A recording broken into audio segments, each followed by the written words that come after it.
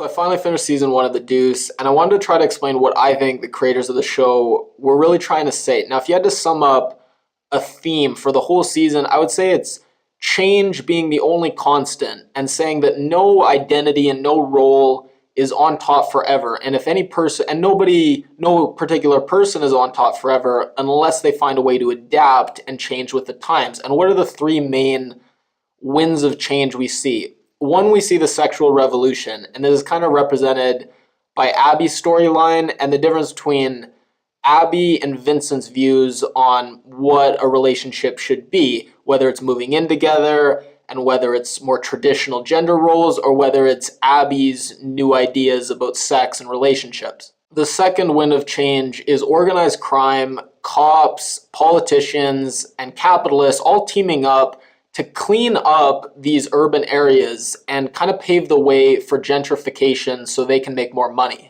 And the third change is the rise of pornography and how that's changed how sexuality is sold and commodified. Now I'll start with the second thing I mentioned, cleaning up the streets, paving the way for gentrification. So oftentimes we'll see something that looks very altruistic and looks like the people behind it are doing it with the best intentions. But oftentimes, if you pick at it, you realize that there's more, not sinister, but self-interested motives at play. So the cops cracking down on prostitution, which probably happened in big cities like New York, was this done because they cared a lot about the safety of women, or was it done because they wanted to push them into push the women instead into the massage parlors for two reasons? One, because the people who are paying them, the organized crime people, they own the massage parlors, so they would make more profit. And then also the organized crime people and other capitalists, they knew if they cleared up the streets and got rid of these scary pimps and these lewd women and these skeezy guys and instead pushed it all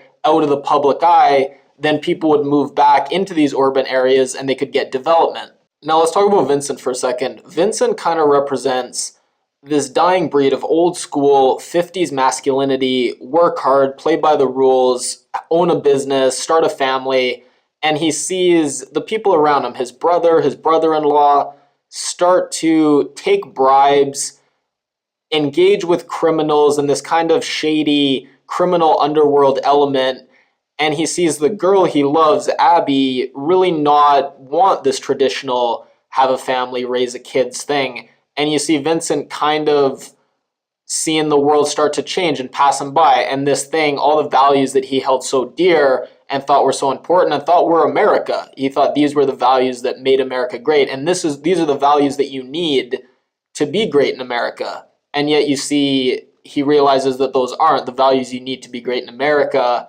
A willingness to look the other way, a willingness to engage with some very shady characters.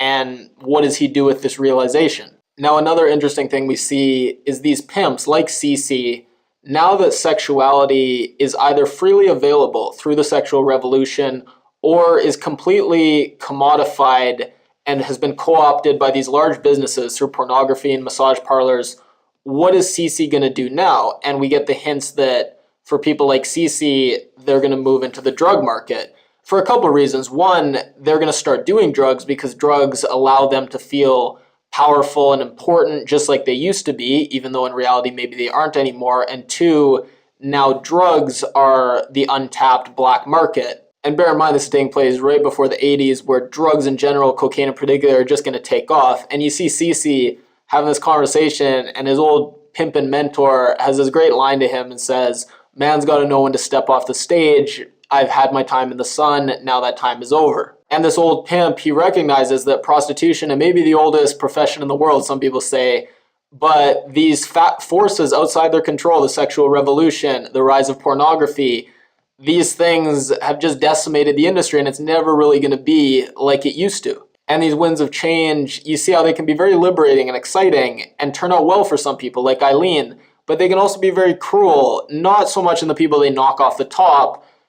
You feel a bit bad for them, but more so for the people who are at the bottom in the old order, and for whatever reason, the new winds of change don't really sweep them up to the top. Like Ruby is the best example of this and most tragic in the last episode.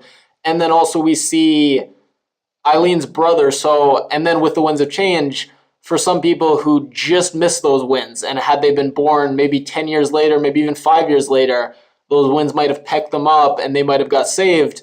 But for those people who just miss these broader changes in society and were just born a little too early, it's tragic and heartbreaking. And the show, it has such good realism showing the trade-offs between different things, whether it's prostitution versus pornography. And we see how in pornography, much safer. There's almost no threat of physical violence, but the evidence of your perceived debauchery, vice, sin is around to an extent forever, and much more so now with the internet, so that issue is more timely now than ever. But with prostitution, obviously there's a threat of physical violence and everything else. And you see the difference between working as a prostitute in a brothel or working out on the street.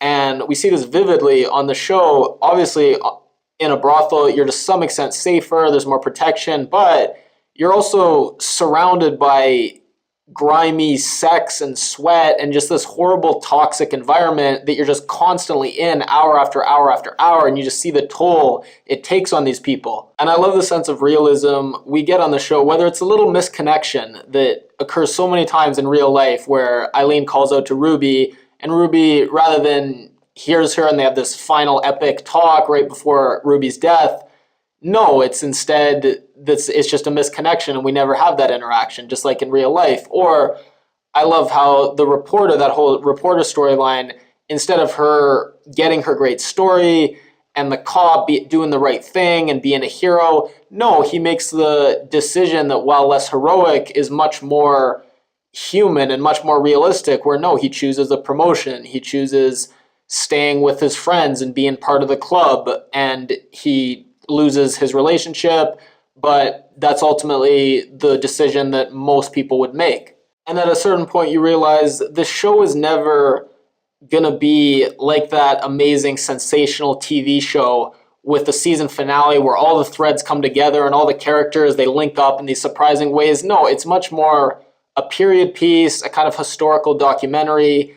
But that's okay, because honestly, you fall in love with all these characters, and it's interesting, the show makes you fall in love with these characters without taking them on these big arcs and investments in them. No, you just fall in love with these characters to some extent because they're true to life. And it would honestly be easier for me to list the characters I didn't fall in love with. I love Darlene, I love Eileen, I love Big Mike, I love Frankie, I love Bobby, I love Rudy, I love Cece. I even love Cece. I love Rodney. Honestly, just, I don't know how the show did it, but by the end, by episode 8, I'm like, wow, I just love watching just about every character on the show have their little interactions, even if they're not doing much of anything at all. So my overall take on the show, it's not an easy watch. It's frustrating, but if you stick with it, like I say, eventually you'll learn to love these characters and really enjoy watching them on the screen. And at some point, something's going to click and you're going to kind of start to get what the show's trying to communicate. And then you're going to really appreciate it.